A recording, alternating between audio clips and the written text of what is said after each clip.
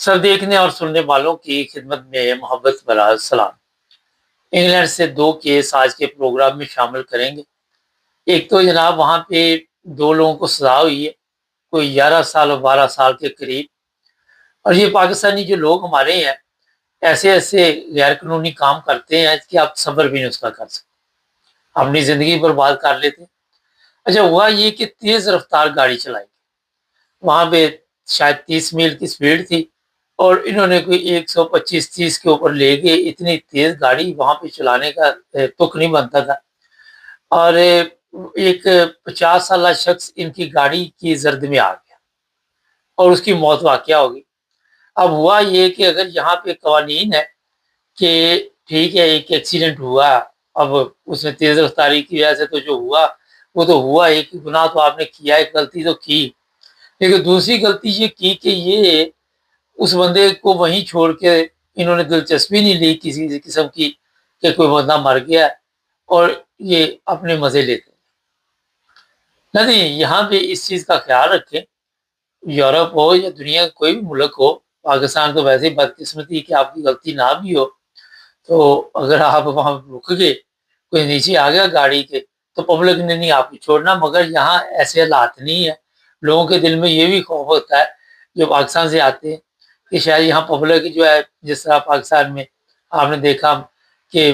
عام ڈرائیوروں کے اوپر تشدد کیا جاتا ہے، یہاں ایسے حالات نہیں۔ لیکن یہاں آپ نے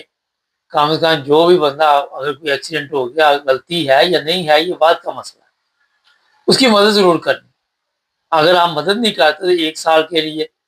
آپ کی زیادہ منجی ٹھک سکتی ہے، اور میں آسان لفظوں میں سمجھا رہا ہوں۔ مقصد یہ کہ اگر نارمل آپ کی غلطی نہیں ہے اور آپ اس کو چھوڑ کے بھاگ گئے تو پھر بھی 1 سال کے لیے جیل جانا پڑے گا۔ اور یہ بھی ذہن میں رکھیں اور چیز جو بڑی امپورٹنٹ ہے کہ یہاں پہ انہوں نے ایسے ایسے کیمرے بھی فٹ کر دیے ہوئے ہیں، اب 30 سے 130 کا کوئی مقابلہ نہیں ہے، ویسے ہی عقل نہیں مانتی۔ ہو سکتا ہے نشے میں ہو سکتا ہے یہ کس حالت میں ہے، یا پہلے بھی جرائم کرتے ہوں، یہ تو اللہ بہتر جانتا ہے۔ لیکن اس کیس میں جو عدالت نے ان کو کیس سزا سنائی ہے بڑی لمبی ہے،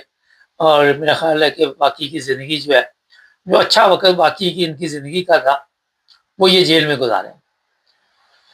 اچھا جی، دوسرا یہ ہے کہ یہاں پہ کئی ایسے کیس ہے جو تیز رفتاری کی وجہ سے اور حادثے کا شکار کوئی ہو جاتا ہے۔ پچھلے دنوں بھی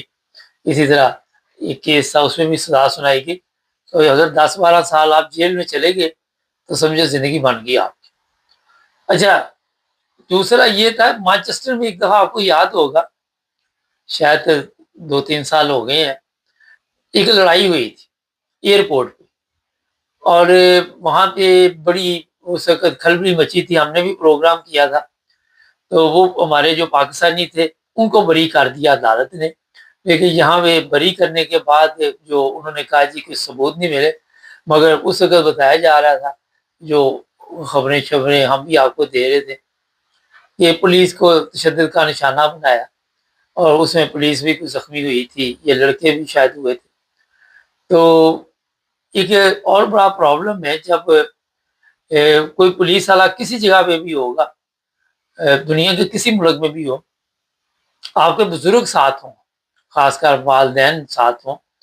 تو وہاں پہ کوئی بدتمیزی کرے تو وہ برداشت نہیں ہوتی، یا ان خواتین کے ساتھ بدتمیزی کی جائے تو اولاد برداشت نہیں کرتی۔ اور یہ لڑائی بھی میرا خیال ہے شاید اسی وجہ سے ہوئی تھی، اور اب عدالت نے جو ہے بری کر دیا، لیکن جو سرکاری وکیل ہے یہاں کا وہ مطمئن نہیں ہے، وہ کہتا ہے جی میں اس کے خلاف دوبارہ عدالت ظاہر اپیل کر سکتے ہیں، تو وہ اپیل کرے گا اور پھر دیکھتے ہیں کیا بنتا ہے۔ لیکن ایک بار ان کے لیے اچھی خبر آ چکی ہے، اب ثبوت نہیں ہے تو پولیس سے ثبوت دینے میں ناکام رہی ہے، جس کی وجہ سے یہ معاملات بڑھے۔ اچھا، ایک اور انگلینڈ کی خبر یہ ہے جی کہ یہاں پہ جو سیاسی پناہ والے لوگ ہیں ان کی پکڑ دکڑ میں بڑی تیزی آ گئی ہے، اور ان کو واپس بھیجنے کے لیے پولیس تمام اپنی وہ جتنی بھی کوشش ہے وہ کر رہی ہے، کسی طرح ان کو واپس بھیجا جائے۔ اور اس میں پاکستانی جو ہے وہ بڑی تعداد میں ایسے ہیں جو ان کے رڈار میں آ گئے ہیں، اور اب ان کو واپس بھیجا جا رہا ہے۔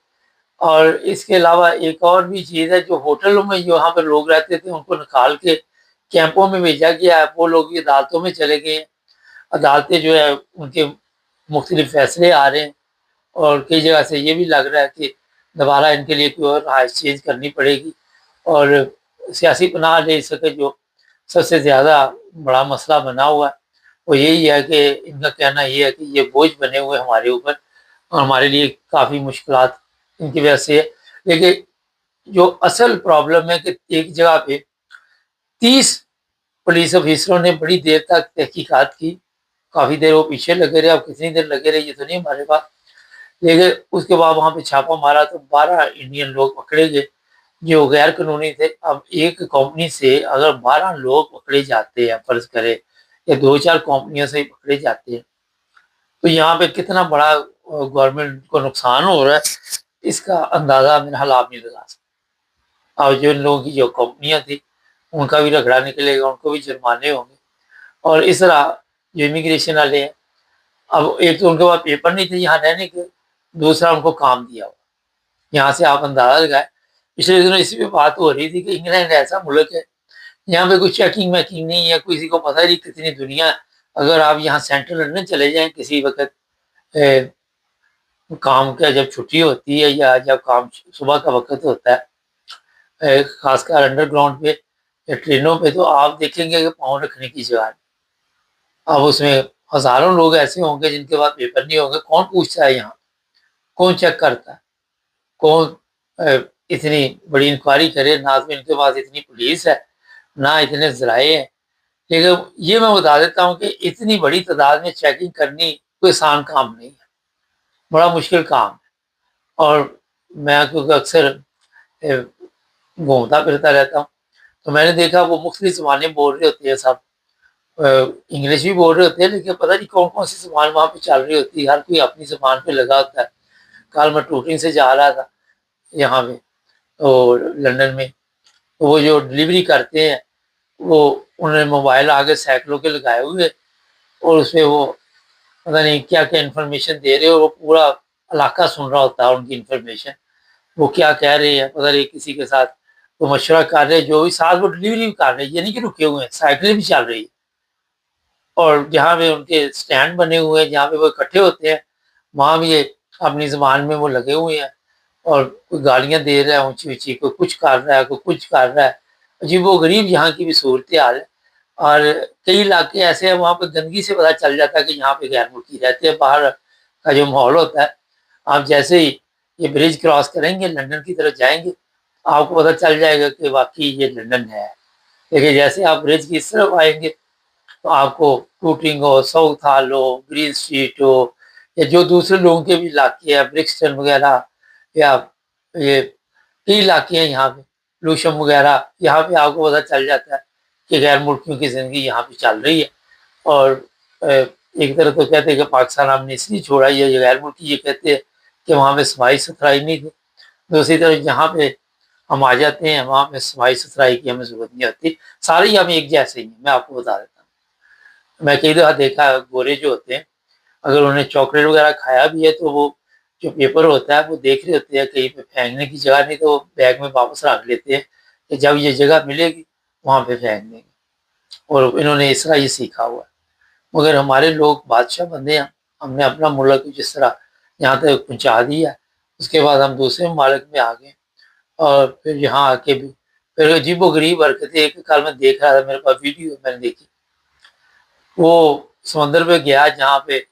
عورتیں مرد آپ نے پتا ان کے لباس کون سے ہوتے ہیں، وہاں پہ بیٹھا انجوائے کر رہا، نماز کا وقت ہوا تو وہ نماز شروع کر دی، اور وہاں پہ جا کے